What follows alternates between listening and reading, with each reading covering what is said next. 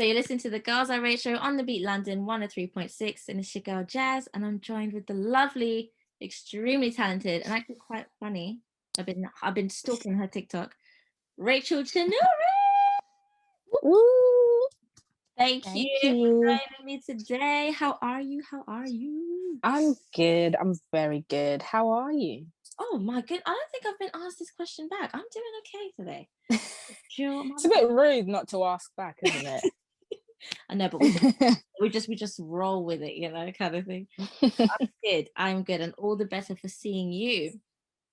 My gosh, honestly, I feel like I've been like stalking all your social media and everything, and just laughing away at all your like TikToks. And let's start from the beginning. Like, who is Rachel Chinouriri? Yes. Croydon, I never knew you was down the road from me. Yeah. Oh, you're from Croydon as I am from well. Croydon, so I'm a fellow Oh, Croydon. girl. Fellow I Croydon. might have to do a little link up then. Yes. I didn't know. But yes, I'm Croydon through and through. I wasn't born in Croydon. I was born in Kingston, Surrey, but I moved to Croydon when I was 2. So I've been here like my whole life. Okay. And then I went to Brit school, and then I just started in the industry straight away. Like as soon as I hit 18, I was like, boom. Following your whole journey, like literally, I was like, oh my gosh, how self-taught singer, guitarist, how on earth, like, no, there's no way you must have had that natural raw talent to begin with, because you want to hear me singing. No, If I was to say self-taught, stop. You do not sound like no, that's a natural talent. Your voice is beautiful. Thank you. Thank you very much. How did that come about? You mentioned the first 2 years. I know you have a Zimbabwean background. Mm-hmm. What's So that growing up in that household? It's weird because I want to say that it's difficult, but then I'm like, is it really difficult, or is it just a cultural difference? Obviously, the way people in England are raised is very different to how I was raised, because as much as I was living in England, in my house was Zimbabwe through and through. Traditional. So yeah, seeing the difference of how my peers were treated and then how my parents would treat me, it was kind of like a hard struggle between the two. But being the youngest kid, my parents ended up being way more laid back. They had 4 other kids before me. So by the time they got to me, I was kind of like half English raised, half Zimbabwean raised. But I know my older siblings had it like way worse. Yeah. Did they kind of, because they stayed in Zimbabwe, didn't they? They didn't come over with you, did they were in Zimbabwe, then they moved here when they were like 10. I think the oldest was maybe 10. No, the oldest was probably like 13. Then the next one was like 10. And then the next one was like 6. And then the next one was like 4. And then I was born here. Oh my God. So were you guys okay? Like there was no kind of like sibling rivalry and... Oh, 100% sibling rivalry. I've always thought that there was like me versus everyone else, but I just think it's literally culturally the difference between me and my siblings is mad. Like everyone can speak my language. I can't speak the language. I'm the yeah, I can understand it, but I can't speak it. And then I'm like the only creative one. And then I'm the only one who got to go to sleepovers. And then I'm the only one who got to go to creative college. So I'm kind of like very, very different from my siblings. Yeah. Oh gosh, I can imagine that. I had a similar sort of situation. So that's what I was thinking, because even now, we're older now, we've come from that, but we're still kind of, you was raised there. Yeah, like we still have that. So that you understand. It's like it'll never really go away, but interesting. Yeah. And so you're 22 now. I cannot believe things that you've accomplished. Well done and congratulations. Thank you. All your streaming platforms going crazy, and thank you videos and everything. I know you've recently released. Would you like to introduce it? I'm quite excited. My new song that's currently out, November, available to be streamed everywhere, with Hack Baker. Love it. Absolutely love it. What was the inspiration behind it? I mean, how did the process go? What was the musician like? I feel like the song doesn't have a direct meaning. It was our first session with me and Hack. And the way we work is weird, because we just get a guitar loop kind of going. And then I'm very good at melody and he's really good at lyric. So it's like the melody kind of came straight to me as soon as I was singing it. And then he's really good with words and stuff. So the combination of the two just kind of flowed together. The chorus makes absolutely no sense, but then when you hear the verses, it's like open to interpretation. Like even one of the lyrics is like blue cigars, and it's like, what the hell is a blue cigar? And I'm like, I don't know, but sure. Like, I've never even smoked in my life. I'm like, yeah, blue cigars. So it's kind of like, I guess it's like a bit of self-integrity. Both of our verses are very personal and just battling with things within ourselves, but in very different ways. So I wanted to touch a little bit on you feel that, because I think your music's quite unique, and I think your voice is quite unique. That whole style, the layering between the instrumentals, I think it's all very unique. Would you say it's influenced from your background, your upbringing? Oh, 100%. I'd say I was quite sheltered when it came to music growing up. So there's a lot of music now when people are like, oh, do you know this person? I'm like, I literally don't know them. It'd be like the most obvious people. And it's because, like, growing up with, you know, strict African Christian parents, that music wasn't allowed in the house. So by the time I hit like 13, 14, I'd missed out on so much music that so many other kids probably knew. Because it simply just wasn't allowed in the house. It seemed like the only person who wasn't Christian but was allowed in the house was like Michael Jackson.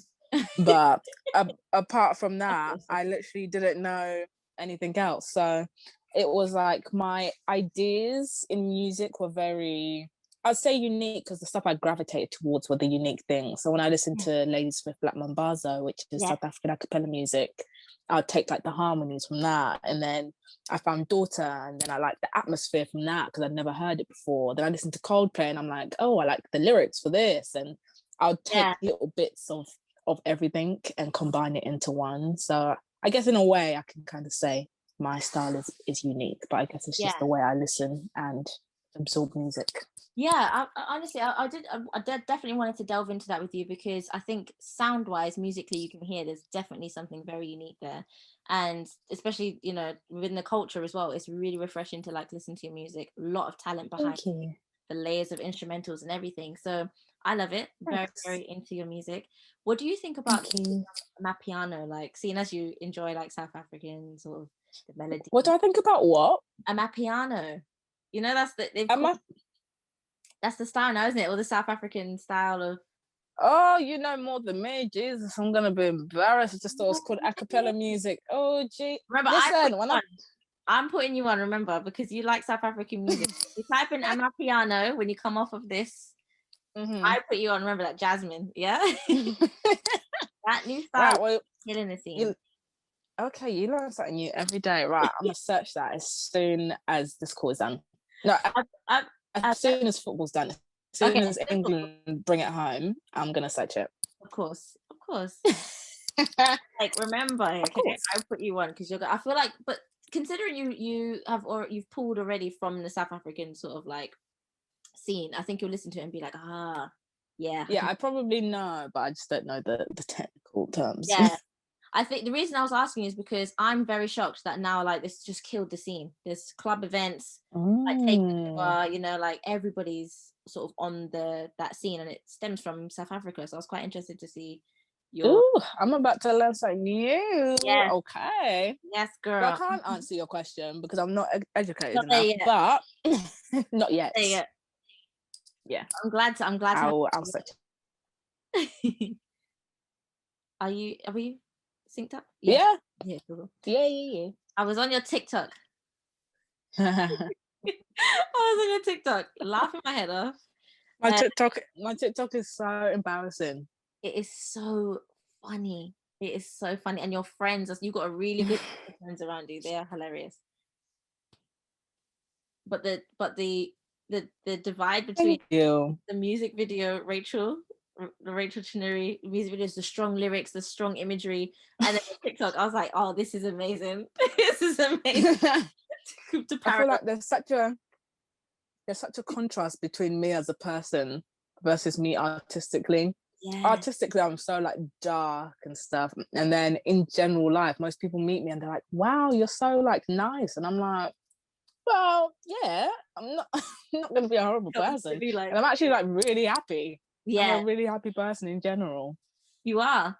What has kind of drawn you to, I guess, that visually? What's drawn you to kind of create your style visually in that way? Because it is quite dark imagery, very powerful. I would say a lot of films. I don't watch that many films, but when I do, I like artistically done films. So I think it's called If Beale Street Could Talk. The way that film's like directed and stuff visually, I love. And it's just, I take small things like Plain Jane was really inspired by Black Swan because the story of the lyrics and the imagery of what I was trying to tell, I was like, Black Swan is like a perfect example of that. And if I could use that as inspiration, that would be wicked. I always get stuff from like films, YouTube videos, other music videos. And then even when it comes to like art, I just tend to draw pretty dark things. Oh, you do art? I'm also into like a lot of, I like a little paint every now and then. I like dark music, dark films, dark documentaries. So when I take all of that into a thing, that's kind of where I've realized my art tends to go more into. Yeah. So yeah, I guess it's just within me. I'm a Scorpio. I'm a dark girl. Okay, so it's starting to come together now to get an idea of Rachel. Like, I love it. Yeah. How does your parents, do they watch like the videos or do they listen to some of the lyrics, because they're very strong? My parents, my dad is just very like, you do your thing, girl. My mum's the one who has more comments and stuff, and it's like she really honestly didn't get anything I was doing before. As an African, she likes, you see, like Michael Jackson's a bit like upbeat and you can dance to it. My mum just thinks if you can't dance to music, then what the hell is it? She doesn't really get it. So obviously early days, all my music was quite dark and sad and slow. And then when I started doing the more faster songs, they were still like dark and abstract and stuff. And I spoke to her on the phone. And I think my music video got like 100K views finally. And she was just like, oh, well, I guess you're good then. And I was like, now she's like, oh, thanks. Now she's like, oh yeah, I guess your music's good. She's like, people like it, so I guess it's good, right? And I'm like, yes. I was like, yes, mum, thanks. Yeah. Well, honestly, like, and one, even before I go, I wanted to ask you, you did a video. It seemed like it was impromptu. It was on TikTok, and I saw one side of it. Somebody was, I guess, just built a musical melody, and it looked like you had just woken up out of bed and decided, hey, let me just put some lyrics over this, and it was amazing. Yeah. Did you literally just Thank you. That? Yeah, I literally woke up and I was like, let me go on TikTok, and I heard it and I was like, that's cool. And then I just recorded it. The first one I had no lyrics, and the second time round I had somewhat lyrics. That's why the first like couple lines are a bit like, ooh. But then I was like, no, fuck it, I'll just post it. That is insane. You want to see Michael? I was just like, why just wing it? Why not? Music. Say that one more time. So you want to see me? I'm a mess when I wake up. I definitely not able to create any form of melody. Oh, I'm still a mess when I wake up. I still had my do-rag on in that video. I had my do-rag. I still had to shake my eyes. It was a whole mess, but I still did it anyways. Thank you so much. Thank you so much for being here. Very extremely pleased to have you. Thanks for having me. Here. And congratulations with November. Can I say one thing actually? Yes, please. So with Girls Irate, I just want to say that Girls Irate is like the best thing ever. Like anything you guys ever want, I will do hands down, because Girls Irate was like my first ever experience in the music industry. Yes. And despite being in the industry for 4 years, it's the only time I've ever worked with females as producers and working with them. And since then I haven't worked, I've worked with men, like literally men. The last time I had a female songwriter, so it's been like songwriters occasionally, but producers, teams, management, everything has always been men. And I was like, Girls Irate is like the first one. And because I started off with so many women, I was like, you know what, it's probably not that bad. And Carla was always talking about it. But then because I started with so many and went straight to purely just men, now I'm like, Jesus, this is too much. So I just want to say big shout outs to Girls Irate, because it's like, it's incredible what Carla's been able to do with this. So yeah. Yes. Honestly, hopefully we're just like an unstoppable movement of trying to kind of like raise awareness of the divide and everything. But That's so refreshing to hear, honestly, and that's what we're all about. Yeah. You know, it's just the thing I wanted to say before you wrapped up, because I think it needs to be said. I had been meaning to ask you, so I'm so glad you even said that. You like caught me just before it ended, so thank you. That's such a good note to end it on as well. Thank you so much, honestly. No worries. And good luck with everything. I'm definitely going to be continuing to stalk you. This is Girls I Write.